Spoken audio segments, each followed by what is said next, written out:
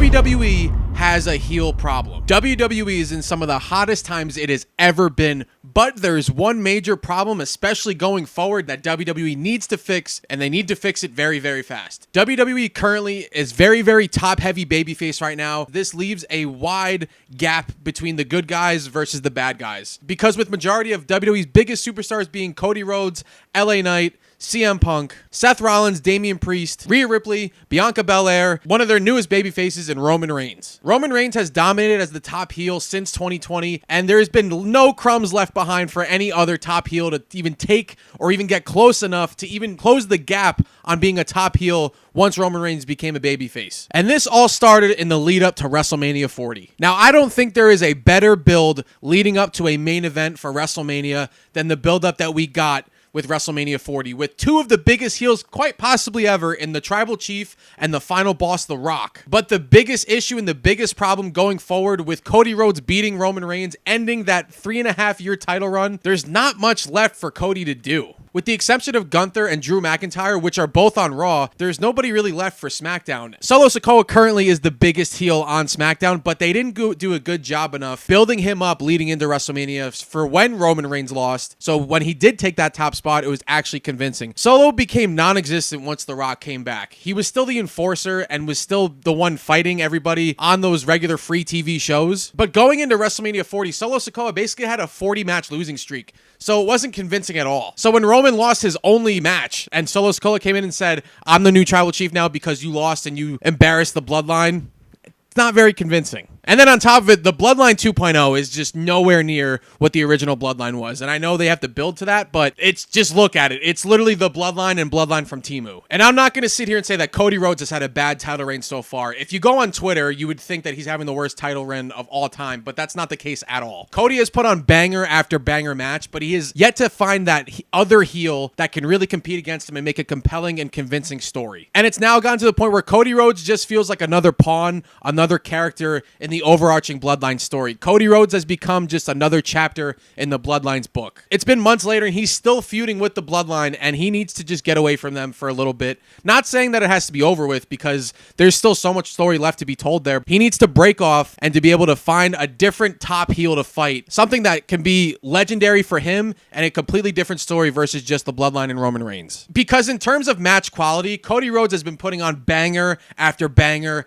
after banger. Shout out to Sheamus. But in terms of actual contenders, they are kind of weak. You had AJ Styles, who fought Cody Rhodes twice, who lost to LA Knight at WrestleMania, and for some reason, a month later, AJ Styles gets a title shot for the WWE Championship. To then have Logan Paul compete for it, which, let's be real, there's 0% chance that Logan Paul would ever be a WWE Champion. I don't want to say ever, but the way it's going right now, it's not looking too good. So Logan Paul was never a legitimate threat, but still great matches. And then, of course, let's be real, the only real reason why Solo Sikoa fought Cody Rhodes at SummerSlam was just to set up Roman Reigns' return. There was no chance of Solo Sikoa actually beating Cody Rhodes. So they needed that match to happen because they needed Roman Reigns to be able to have an excuse to return at SummerSlam. But like I said before, Solo Sikoa has not been built up to be that top heel that we've been looking for Cody Rhodes, not only just for Cody Rhodes, but also for the Bloodline himself. We all know that the ultimate heel now officially is the final boss. Because now with the pay-per-view Bash in Berlin coming up, Cody Rhodes is now asking his friends basically to fight him. It's not a good build-up. It's not a good setup. And even though people are already speculating that Kevin Owens is going to turn heel,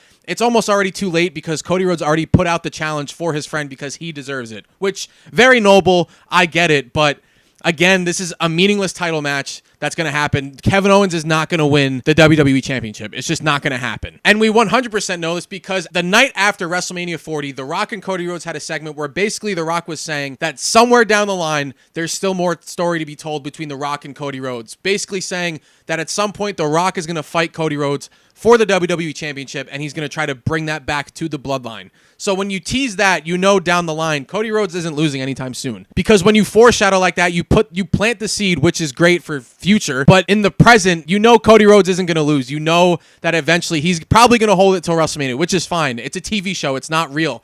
But it takes away the suspense. It takes away the intensity of certain feuds going forward because you know down the line, the final boss is coming back and he's going for Cody Rhodes and eventually he's going to be going for Roman Reigns. All paths lead to the final boss. And despite what the IWC says on Twitter, Cody Rhodes' title is not bad at all. I actually am very much enjoying it. I'm enjoying him as champion. He is conducting himself as a top champion, which I love.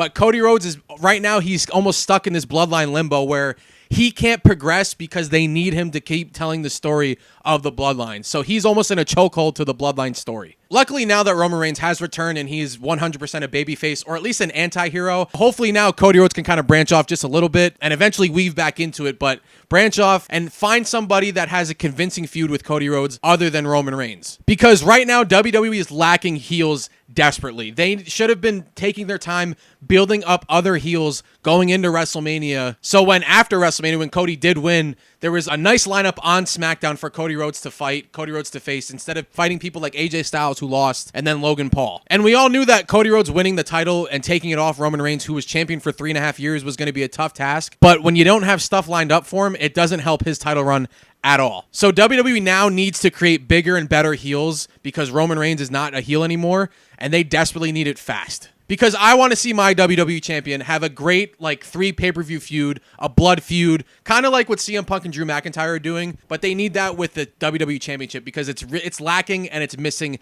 desperately. But we all know that the ultimate feud is Roman versus Cody Rhodes, and at some point, I need so badly into my veins injected Cody versus Roman 3. I just need it, but I don't want any bloodline interference because Roman and Cody put on masterclass matches. They are absolute magic in the ring. So at some point, we do need that third match. So while Roman and Cody are both the perfect match for each other, they still do need other challengers, other contenders to have meaningful feuds with because at some point they will clash again. Roman has to deal with the Bloodline and The Rock. Cody's kind of left out there to dry. Now he might get something with The Rock eventually, but at the end of the day, The Rock is more going to be towards the Bloodline and that storyline in general. So Cody's kind of dried out here. Maybe we get Randy at WrestleMania, but we'll see. Because right now, Raw has all of the good heels. SmackDown needs another big-time heel. They need someone convincing enough for Cody Rhodes, who's your top champion right now. And right now, he's kind of not doing anything. Right now, he's asking his friends to fight him at pay-per-views. That's whack. And I can even stoop down and say, even in the mid-card, there aren't that many convincing contenders for LA Knight. Right now, Santos Escobar is a great challenger, but he's been kind of in limbo for the last couple months where he doesn't have any momentum. He doesn't have anything serious where you're like, all right, he's definitely going to lose. And I don't know what they're going to do. There are people that get paid way more than I do to ever figure out what's going on or what they should do.